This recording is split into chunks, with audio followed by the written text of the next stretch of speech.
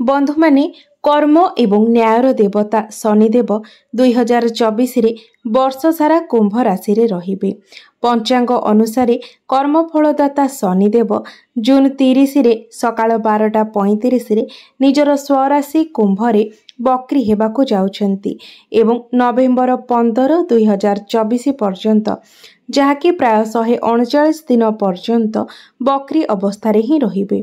ज्योतिष शास्त्र रे शनिंकर एही बक्री अवस्था को अत्यंत गुरुत्वपूर्ण बोली विवेचना करा जाय थाए।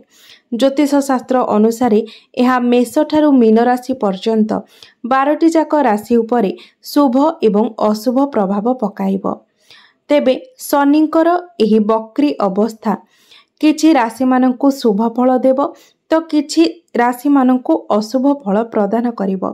तेबे आसंतु जानि नेबा शनिंकर एही बक्री अवस्था केउ राशि उपरे केउ प्रकार प्रभाव पकाइब। तेबे प्रथमे हेउछंती मेष राशि जे कि राशि चक्रर प्रथम राशि। तो शनिंकर एही बक्री अवस्था आपणଙ୍କୁ अनेक लाभ प्रदान करिब। शनिंकर एही बक्री अवस्था हेतु मेष राशिर व्यक्ति विशेष मान लोक माने बहुत उपकृत हेबे। एही समय मध्यरे आपण पुराणा भूलरू शिखिबे एवं जीवन रे नूतन जिनिसर अनुसंधान करिबे। सफलता हासिल करिबा पई आपण नूतन रणनीतिर प्रस्तुत करंतु। मात्र जदि आपण करुथिबा कार्य रे आपणଙ୍କୁ नकारात्मक फल प्राप्ति हुए तेबे आपण सेथिरे निराश हुअंतु नाही। एही अवधि मध्यरे आपणଙ୍କୁ व्यवसाय रे उत्थान पतनर सम्मुखीन हेबाकू पड़ी पारे। तेबे आपण कोनोसी क्षेत्र रे शीघ्र निष्पत्ति नियंतु नाही।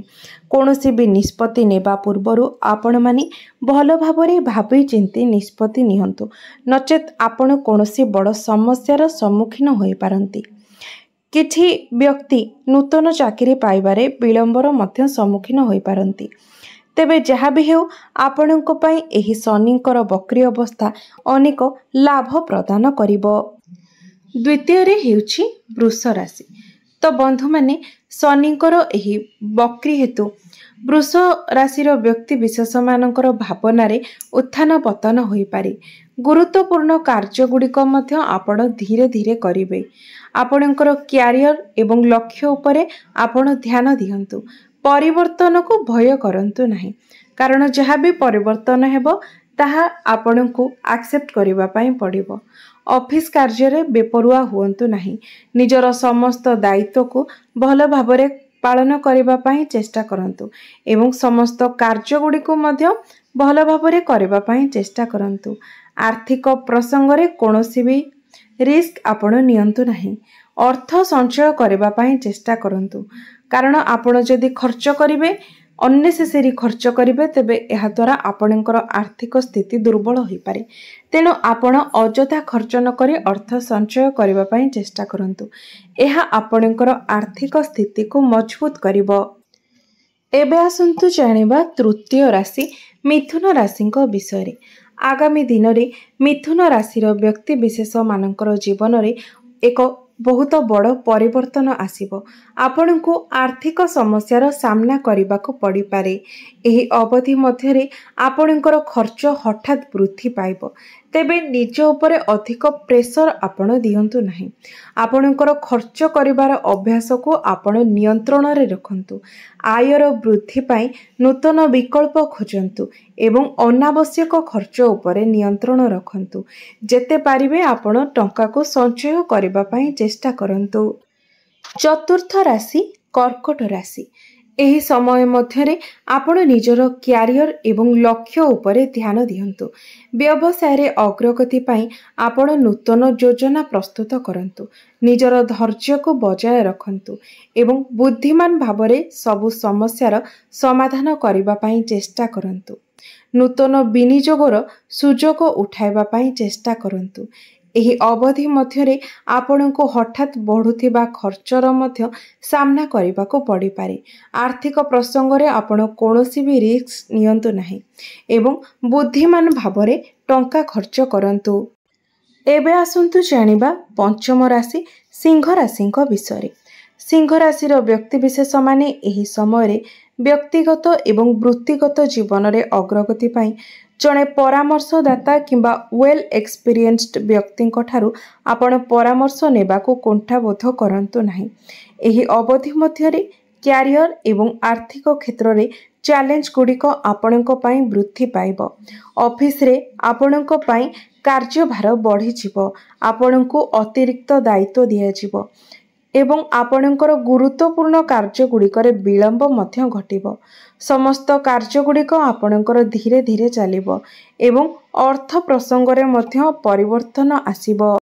एबे जानिबा राशि चक्रर षष्ठ राशि कन्या राशिंक विषय। शनिंकर एही वक्री अवस्था कन्या राशि व्यक्ति विशेष मानकर वृत्तिगत जीवन रे एक बड़ परिवर्तन आनिबो। एही समय मध्यरे आपण आपणकर लक्ष्य हासिल करबाकू उत्साहित हेबे। आपणक कार्य रे किछि बाधा विघ्न आसी पारे। आपण कार्य रे बाधा विघ्नर सम्मुखीन होई पारंती, किंतु कठिन परिश्रम एवं निष्ठार सहित आपण प्रत्येक कार्य रे अपार सफलता लाभ करिवे। ऑफिस रे सहकर्मी मानकर सहित आपण एकाठी काम करंतु। सहभागिता सहित व्यवसायी माने एक नूतन व्यवसाय आरंभ करिवार सुजोग पाई पारंती। आपणकर खर्च अभ्यास उपरे आपण नजर रखंतु एवं बद खर्च को नियंत्रण रे रखंतु। शीघ्र कोनोसी निष्पत्ति नियंतु नाही। आपण जे कोनोसी कार्य पाए भी निष्पत्ति नेउछंती, निष्पत्ति नेबा पूर्वरु भल भाबरे भाबी चिंती तापरे निष्पत्ति नियंतु, नचेत आपणको असुविधार सामना करबाको पड़ी पारे। विशेष करी आपण जदि आर्थिक दिगरे कोनोसी भी निष्पत्ति नेउछंती ता पूर्वरु भल भाबरे भाबी चिंती निष्पत्ति नियंतु। एबे आसंतु जानिबा राशि चक्रर सप्तम राशि तुला राशि विषय। शनिंकर एही प्रत्यावर्तन आपणक जीवन रे असुविधा आनी पारे। आपणकर जीवन रे असुविधा गुड़िक वृद्धि पाई पारे। एही समय मध्यरे आपण कोनोसी भी बड़ निष्पत्ति नियंतु नाही एवं आपण जे भी निष्पत्ति नेबे सेथिरे आपणकू द्वंद्व अनुभव होई पारे। कार्य रे विलंब होई पारे किंबा कोनोसी कार्य रे हठात बाधा आसी पारे। आपणक खर्च को आपण नियंत्रण रे रखंतु। एही अवधि मध्यरे आपण टंका पैसा कारोबार दूरे रहंतु, अर्थात काहाकू ऋण दियंतु नाही किंबा काहाठारू ऋण नियंतु नाही, नचेत आपणकू अनेक असुविधार सामना करबाको पड़ी पारे। हुएत आपणकू टंका फेरस्त मध्य मिली न पारे। आर्थिक प्रसंग रे भल भाबरे चिंता करिबि कि कोनोसी निष्पत्ति नियंतु, नचेत आपणकू भविष्यत रे अनेक गुडे समस्यार सम्मुखीन हेबाकू पड़ी पारे। एबे आसंतु जानिबा राशि चक्रर अष्टम राशि बिछा राशि विषय। शनिंकर एही ओलोटा गतिविधि द्वारा बिछा राशिर व्यक्ति विशेष मानकू वृत्तिगत जीवन उपरे प्रभाव पड़ी पारे। आपण एकाग्रतार अभाव अनुभव करिवे, काम करिबा भली अनुभव करिवे नाही। पारिवारिक जीवन रे आपण असुविधार सम्मुखीन होई पारंती। एक नूतन आर्थिक योजना प्रस्तुत करबा पई एहा हेउछि उपयुक्त समय। नूतन विनियोगर सुजोग नेबा पई चेष्टा करंतु। बंधु माने एबे आसंतु जानिबा राशि चक्रर नवम राशि धनु राशि विषय। धनु राशिर व्यक्ति विशेष मानक पई शनिंकर गतिविधि रे एही परिवर्तन आपणकर कार्य रे बाधा सृष्टि करि पारे, किंतु सफलता पाइबा पई आपण एक नूतन रणनीति प्रस्तुत करंतु। एहा सहित आपणकर स्वप्न निश्चित साकार हेबो। वार्तालाप समय आपण आपणकर मतामत को अति स्पष्ट भावरे प्रकाश करंतु। अनुसंधान नकरी विनियोग करंतु नाही एवं आर्थिक प्रसंग रे कोनोसी रिस्क मध्य नियंतु नाही। आपण जेकोनोसी भी निष्पत्ति नेउछंती, निष्पत्ति नेबा पूर्वरु भल भावरे भाबी चिंती निष्पत्ति नियंतु, नचेत आपणकू भविष्यत रे असुविधा एवं समस्यार सामना करबाको पड़ी पारे। एबे आसंतु जानिबा राशि चक्रर दशम राशि मकर राशिंक विषय। एही समय मध्यरे आपण निज कार्य रे बाधा विघ्नर सामना करि पारंती। आपणकर क्यारियर एवं लक्ष्य उपरे आपण ध्यान दियंतु। सफलता पाइबा पई नूतन योजना प्रस्तुत करंतु। क्यारियर उन्नति पाई नूतन सुजोग गुड़िकर संपूर्ण लाभ नियंतु। एही अवधि मध्यरे आपणकर खर्च उपरे कड़ा नियंत्रण रखंतु। अधिक परिमाण रे विनियोग करंतु नाही।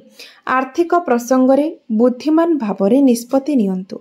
କ୍ୟାରିୟରର ଅଭିବୃଦ୍ଧି ପାଇଁ ଜଣେ ପରାମର୍ଶଦାତା କିମ୍ବା ଅଭିଜ୍ଞ ବ୍ୟକ୍ତିଙ୍କଠାରୁ ପରାମର୍ଶ ନେବାକୁ କୁଣ୍ଠାବୋଧ କରନ୍ତୁ ନାହିଁ। ଏବେ ଆସନ୍ତୁ ଜାଣିବା ରାଶିଚକ୍ରର ଏକାଦଶ ରାଶି କୁମ୍ଭ ରାଶିଙ୍କ ବିଷୟରେ।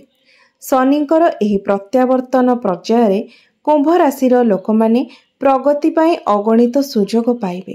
ସଫଳତାର ପଥରେ ଆସୁଥିବା ବାଧାବିଘ୍ନ ଗୁଡ଼ିକ ଦୂର ହୋଇଯିବ। ସମସ୍ତ କାର୍ଯ୍ୟଗୁଡ଼ିକ ଇଚ୍ଛାକୃତ ଫଳାଫଳ ପାଇବ। ତଥାପି ବି ଆର୍ଥିକ ପ୍ରସଙ୍ଗରେ ଆପଣ ସତର୍କ ରୁହନ୍ତୁ। ବ୍ୟବସାୟୀମାନେ ପାଣ୍ଠି ସଂଗ୍ରହରେ ବିଳମ୍ବର ସମ୍ମୁଖୀନ ହୋଇପାରନ୍ତି। ଏବେ ଆସନ୍ତୁ ଜାଣିବା ରାଶିଚକ୍ରର ଦ୍ୱାଦଶ ରାଶି ମୀନ ରାଶିଙ୍କ ବିଷୟରେ। ଶନିଙ୍କର ଏହି ଓଲଟା ଗତିବିଧି ହେତୁ ମୀନ ରାଶିର ବ୍ୟକ୍ତିବିଶେଷମାନେ ଜୀବନରେ ଉତ୍ଥାନ ପତନ ଦେଖାଦେଇପାରେ।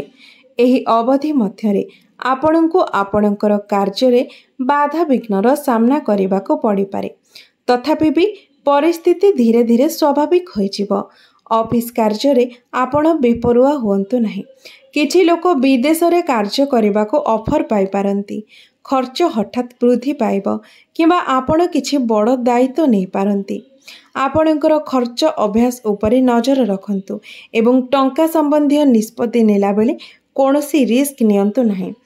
ଆର୍ଥିକ ସମ୍ବନ୍ଧୀୟ ଯେତେ ବି ଆପଣ ନିଷ୍ପତ୍ତି ନେଉଛନ୍ତି ତା ପୂର୍ବରୁ ଆପଣ ଭଲ ଭାବରେ ଭାବି ଚିନ୍ତି ନିଷ୍ପତ୍ତି ନିଅନ୍ତୁ। ତେବେ ବନ୍ଧୁମାନେ ଏହା ଥିଲା 12ଟି ରାଶିମାନଙ୍କର ଉପରେ ଶନିଙ୍କର ବକ୍ରି ଅବସ୍ଥାର ପ୍ରଭାବ। ତେବେ ବନ୍ଧୁମାନେ ଭିଡ଼ିଓଟି ଯଦି ଆପଣମାନଙ୍କୁ ଭଲ ଲାଗିଥାଏ ତେବେ ଭିଡ଼ିଓଟିକୁ ଲାଇକ୍ କରି ଚ୍ୟାନେଲଟିକୁ ସବସ୍କ୍ରାଇବ୍ କରିଦେବେ।